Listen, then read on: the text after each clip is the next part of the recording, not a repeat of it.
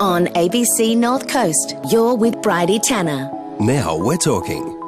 Before cafes became so trendy as they are today, there were these Greek cafes that fed regional Australia. In Byron Bay, the Feros family built a local institution that started serving customers right back in 1923. Famous for its milkshakes, homemade fruit drinks and generations of locals who gathered there to eat, talk, catch up and drink. Coming up, we're going to explore the rich history of Greek cafe culture and the families who became hearts of country towns, and why one Byron family story is now being celebrated on stage through music, memories and a whole lot of nostalgia. Mrs. Shrub, the kindergarten teacher, and she said, "The foreigners are coming to town."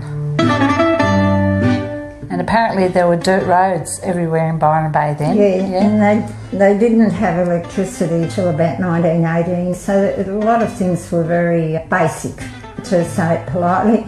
There wasn't a water supply system until 1950.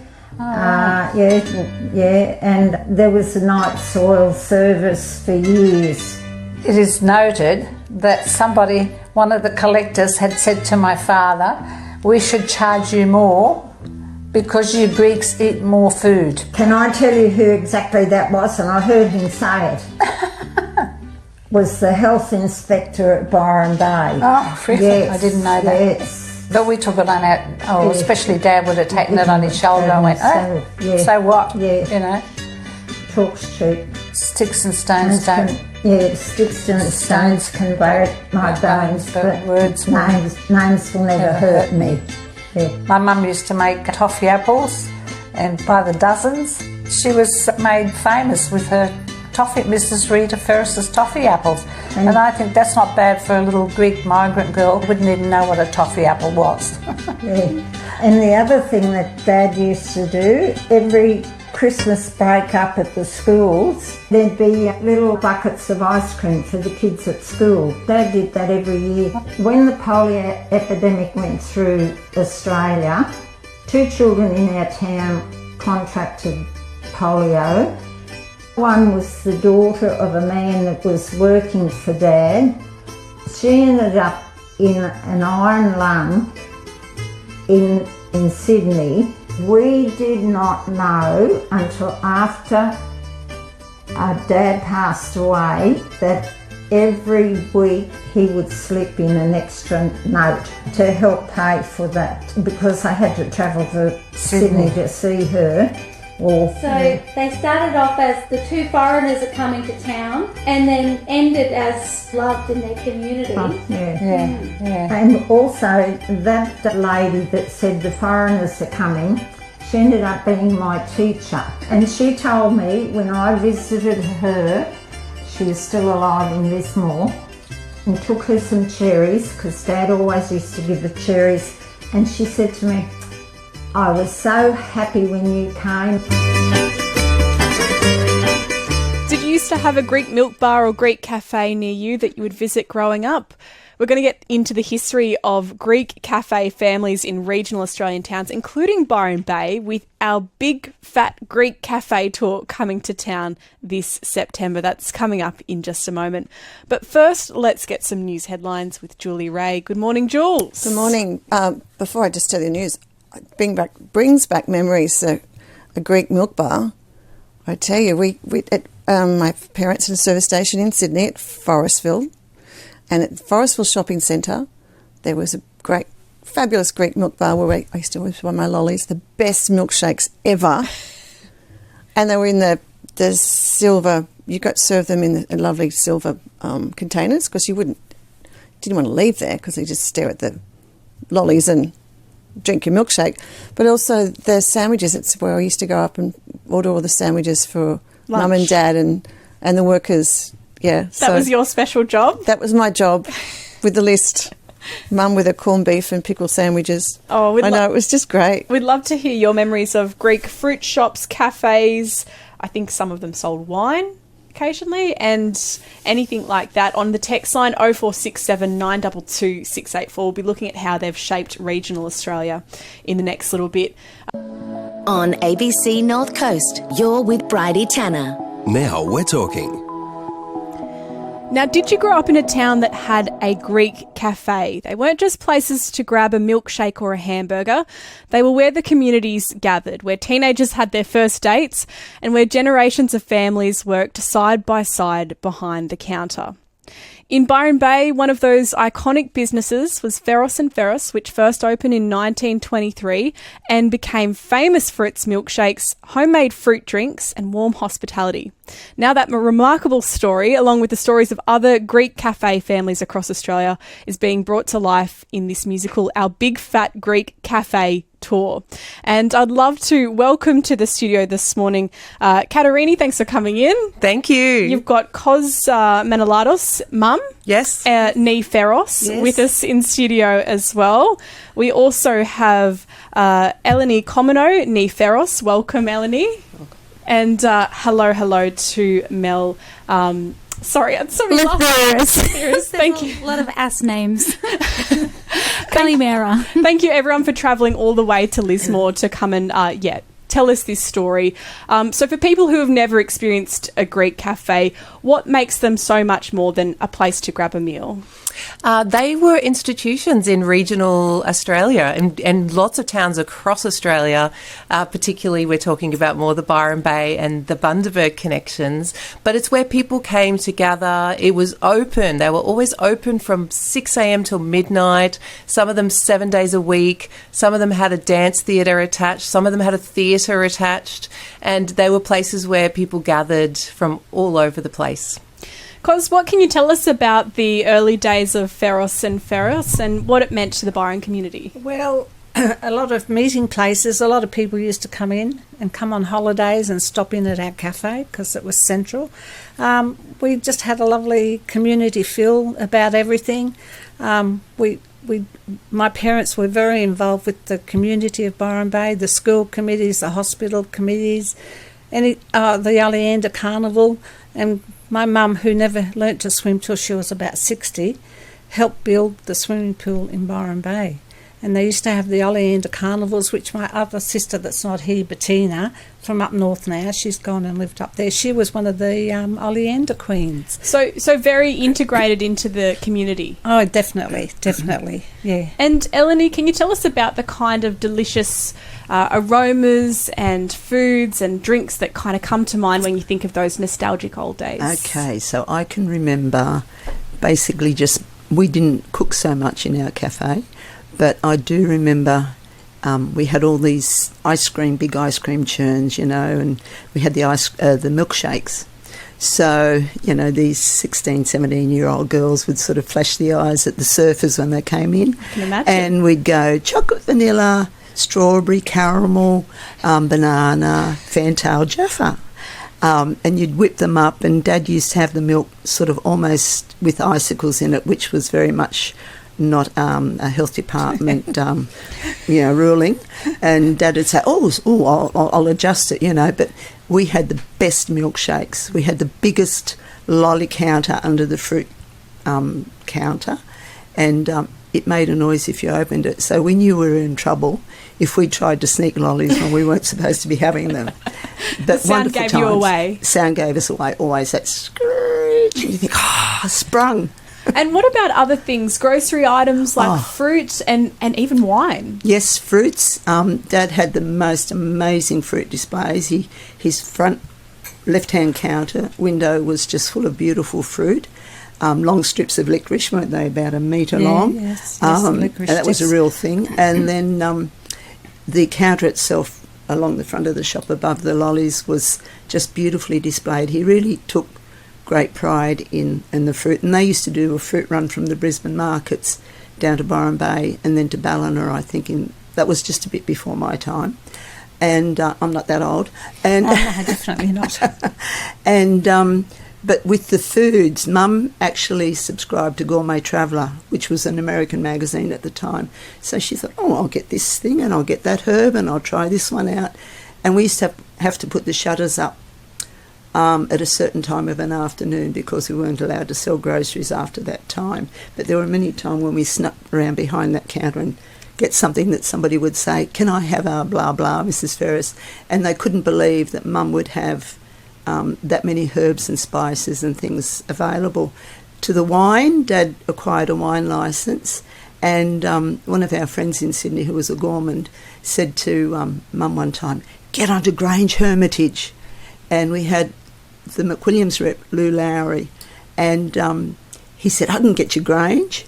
So just a little side story, when Mum passed away, we were clearing the house out and she had 6 bottles of Grange, one for each of her children.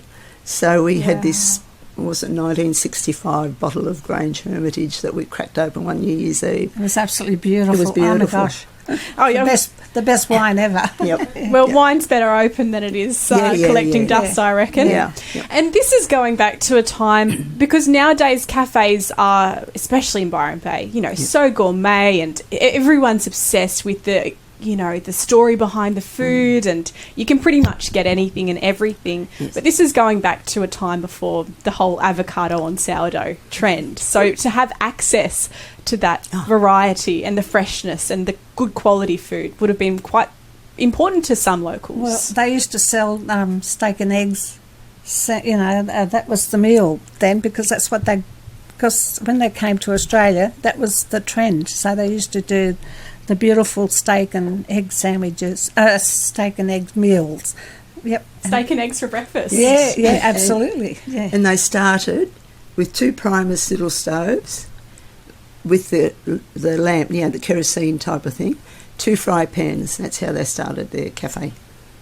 And a bit of can-do attitude. Yeah, and they didn't know a thing about cooking steak and eggs. And might I add, the language was a bit of a barrier at some stages. So hearing these old family stories and turning it into a live stage show, I guess, what did you want to try and get across to the modern Australian audience? Yeah, just, I guess, the history behind the cafes. I think the Greeks, their contribution to the food industry here in Australia. As Kat said, and Kos, they fed a lot of people. These were cultural hubs in the towns that connected everybody, as Kat mentioned. And, yeah, just to tell that story, they worked really bloody hard as well. So they worked from 6 a.m. to 12 a.m. We have stories, if you follow us at Girl from Greece Music on Instagram, we have stories from daughters of a mother that couldn't even really go and have a shower. She'd have a shower probably once a week because she was just far too busy raising kids, being in the shop from the start to right to the finish. There wasn't a lot of sleep. But as my dad says, John Lathuris from Bundaberg, he said, you know what? It was tough business, but with intermittent fun. They were good times, just as much as they were a slog. So we want to get that across, but we also want to do that with our jazz fusion. So Greek standards, jazz, so there'll be like English classics in there. Kat and I, we like to think we're funny as well, so there'll be a bit of banter, storytelling. We have a 7-piece band. Do you want to talk about the band, Kat? Oh, we have an awesome band, some of the best jazz musicians from around Australia and Greek musicians as well. We have a bouzouki player, which is a very lovely part of a Greek band. But I think that the inspiration also came from that idea of the cafe radio, and when people came over from Greece to live and work the cafes, it wasn't, they were experiencing a new culture as well. So the radio played jazz, it played rock, it played anything that was sort of going, and I think we really loved that aspect as well, that we wanted to bring the fusion of that cafe radio to life on stage. Mark from Lennox Head sends a text in this morning. Hey there, Bridie. I grew up in Mossvale in the Southern Highlands, and we had the Astor Cafe and Bernie's Cafe, both serving excellent versions of fish and chips. We had a town full of European migrants escaping the horrors of World War II. My life was the better from their presence in my childhood life. Mark from Lennox Head. This is very much a story from regional Australia, not just Byron Bay. Yes, exactly. Absolutely. Let's go to Andrew from Skenner's Head. Good morning, Andrew. Hello. Hello. Are you of Greek descent? Yeah, my grandparents came from Kithra. That's the same island as the Feroses. Preethas, Perlosses, the majority of the early cafe owners. And do you remember going to a Greek-style cafe or shop from your childhood? Oh, yeah, many times in Lismore. I remember going as a child to one of the Feros girls' weddings. I can't remember which one. But it was probably in the mid-60s, I think. Let's see if we can figure that one out. It may be a mystery. That'd be Bettina. Maybe Bettina. Thank you, Andrew. Thank you, Andrew. And they had they had the reception in the institute. Literary Institute.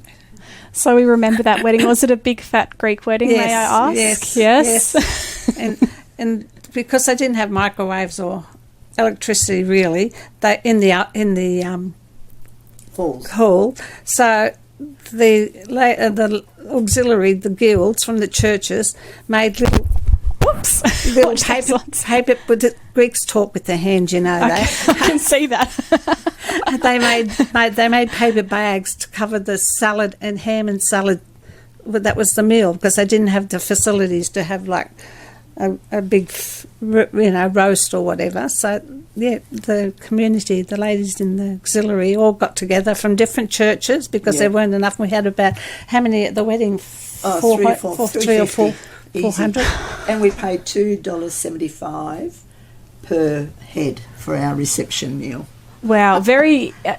I don't know if industrious is the word I'm looking for, but economical way to do a wedding. Yeah, and make it work. Yeah. This one comes in from Damien in Broadwater. Hi, Bridie. I finished school in the late 70s at Coolah in New South Wales. We had a Greek milk bar, also owned by a family named Feros.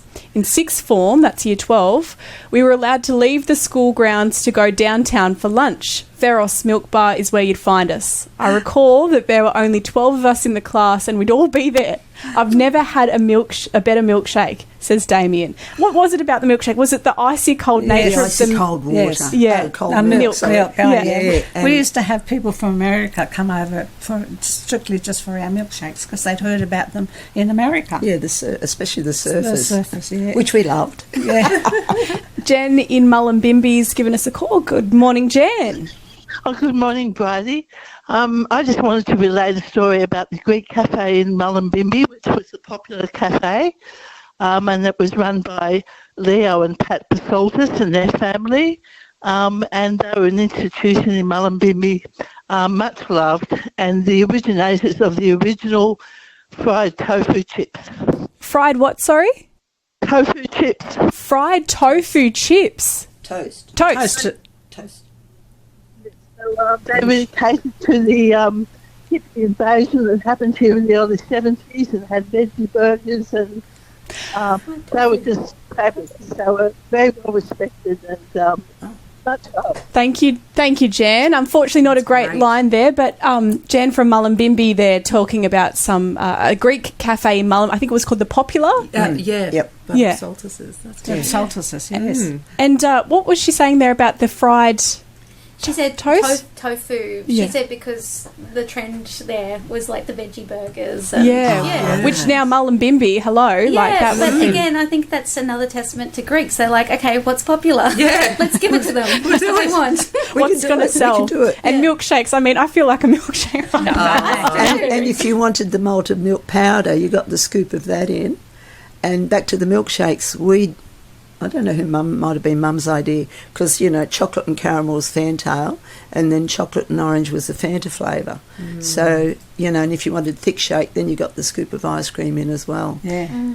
Our big fat Greek cafe tour is coming to the Byron Theatre on the 5th of September. That's in about a month's time. I highly recommend anyone who is loving this conversation this morning get along and enjoy the nostalgia of this show. Katerina and Mel, thank you so much for bringing in the beautiful Kos Menelados and Eleni Komino, both knee Feros, and thank you for telling us so much about the Feros and Feros days back in the olden days. Our pleasure. Absolutely beautiful. Yeah. Absolutely beautiful And memories. if you do come along, please, after the show, come and talk to us. We want to hear your memories. Yeah, thank you to Thank everyone you. who called and texted in this morning.